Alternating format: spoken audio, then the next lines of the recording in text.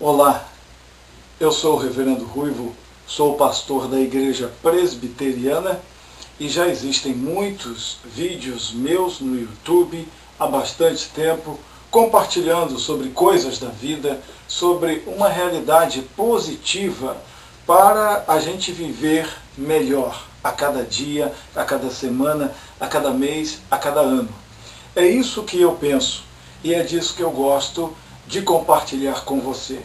Eu gosto de passar a ideia bíblica, conforme a palavra de Deus, a Bíblia Sagrada diz, de uma forma realista, de uma forma contextualizada, conforme os escritores fizeram, inspirados pelo Espírito Santo, conforme os homens de Deus, as mulheres de Deus conviveram num contexto socioeconômico, cultural, aplicando para a data de hoje, aplicando para o século XXI, aplicando para a realidade e os desafios que nós enfrentamos.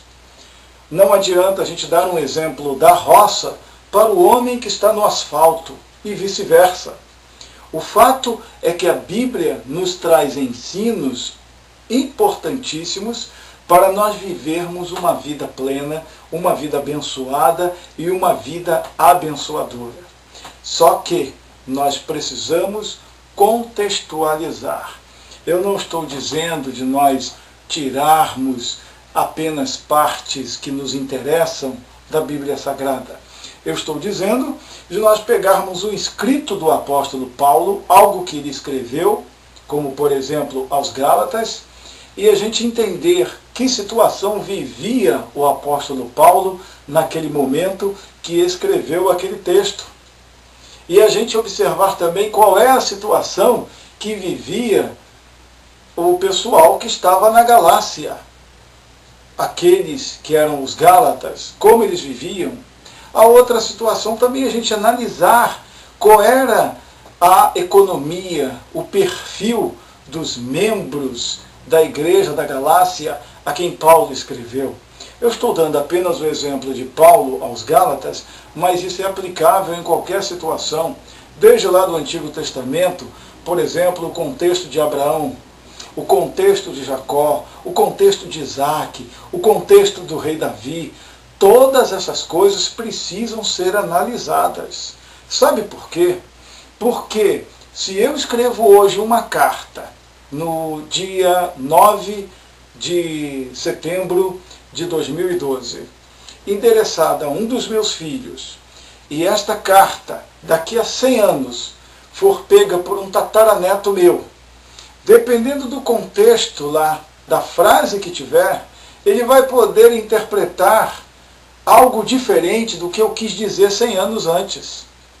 É importante nós entendermos quem é que está escrevendo e o que tem na mente quem está escrevendo.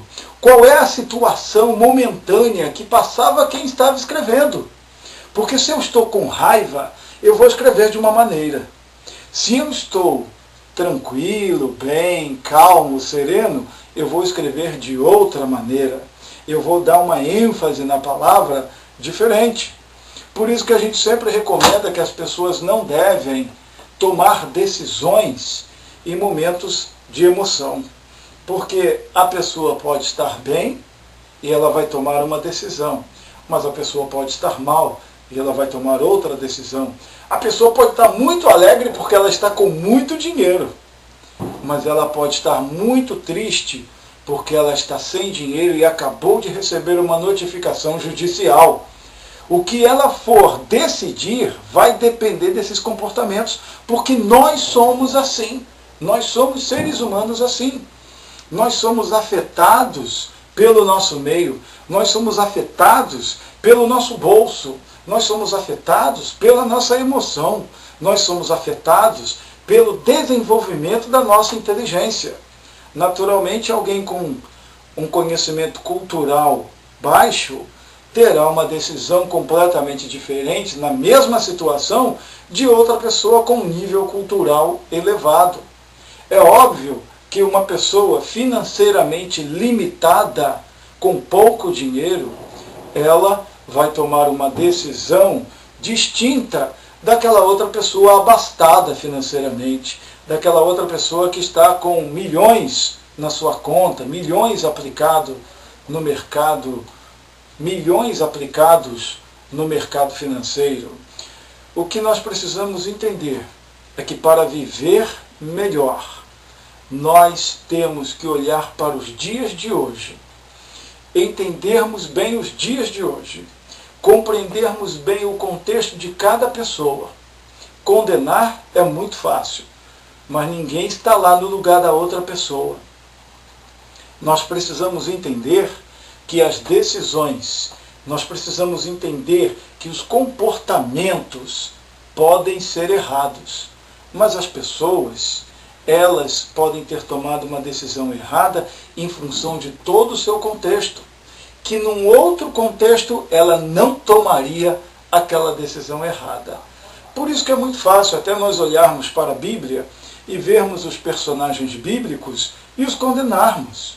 Quantas pregações existem só condenando Pedro porque ele negou Jesus 3 vezes, só condenando Judas Iscariotes porque traiu a Jesus.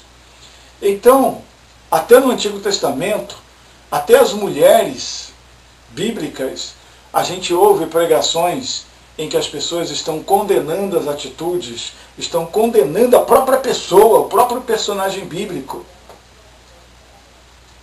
Mas qual é o fato? É que eu e você, provavelmente, tomaríamos as mesmas decisões se estivéssemos no lugar delas. Provavelmente não tomaríamos uma decisão tão tranquila como hoje a gente pode olhar o erro de um personagem bíblico. Eu estou falando em linhas gerais, eu poderia pegar, por exemplo, qualquer personagem da Bíblia e adaptar a isso que nós estamos dizendo. Quando nós olhamos para o fato já acontecido posteriormente, fica muito fácil a gente condenar os erros. Mas quando somos nós, eu e você, que estamos lá vivendo a situação e tomamos a decisão e erramos, ou acertamos, ou tomamos uma decisão que poderia ser melhor, fica muito fácil para as pessoas de fora tomarem a decisão por nós. Fica muito fácil para as pessoas de fora olharem e criticarem a decisão que nós tomamos. Mas pare e pense comigo. Pare e pense comigo. Se eu tomei aquela decisão, eu tenho que assumir a decisão que eu tomei. Mas se eu tomar a decisão tendo uma noção lastro, tendo uma noção macro, tendo uma noção ampla, eu vou tomar uma decisão melhor. Por isso, eu tenho que olhar como eu estou, perceber que vivência, que contexto eu estou vivendo, e para quem eu me dirijo, e com quem eu lido, com as pessoas, com a situação qual é. Por isso que Jesus Cristo disse que ninguém chega num funeral tocando música alegre. E também ninguém chega num aniversário tocando música de funeral. Os contextos são muito importantes. Cuidado com a interpretação que você faz dos textos bíblicos. Para todos os textos da Bíblia Sagrada, existem regras de interpretação. Quantas religiões foram fundadas, quantas atrocidades cometidas até os dias de hoje, no século XXI, porque pessoas, grupos, a interpretam de maneira equivocada. Tem gente que mata em nome de Deus e baseia-se na Bíblia Sagrada. Interpretações equivocadas. Ao ler a Bíblia, além de você orar e pedir a iluminação do Espírito Santo, também estude. Estude hermenêutica, que é a ciência da interpretação. Estude o contexto, quem é que está escrevendo e qual a situação da pessoa que estava escrevendo naquele momento, qual era a situação que ela vivia. Veja para quem está sendo escrito aquele texto, qual é a situação socioeconômica, cultural das pessoas que vão receber aquele escrito. E desta maneira, nós vamos ter menos equívocos, menos erros e mais acertos na Bíblia Sagrada. Vamos lembrar que a Bíblia Sagrada ela é dividida entre Antigo e Novo Testamentos. No Antigo Testamento, relata antes da vinda de Jesus Cristo. No Novo Testamento, relata depois da vinda de Jesus Cristo. Antes era a lei, olho por olho, dente por dente. Depois é a graça. Se te baterem na face, mostra-lhe a outra face. Muitas vezes o povo confunde isso e interpretamos o Novo Testamento com critérios do Antigo Testamento. E interpretamos o Antigo Testamento com critérios do Novo. Essa confusão é fácil de ser desfeita na medida em que nós estudamos. E quando nós estudamos, nós entendemos melhor. Porque se um médico só pode operar com bisturi novo, bem afiado, bem limpo, bem cuidado pela enfermeira que o prepara para que ele use na cirurgia, e ele não pode usar um bisturi sujo, um bisturi usado, um bisturi enferrujado, assim também o Espírito Santo de Deus só vai poder usar a mim, a você ou a qualquer outra pessoa, se a pessoa tiver o que seja usado, ou se a pessoa tiver algo para ser usado, porque do contrário vai usar o quê?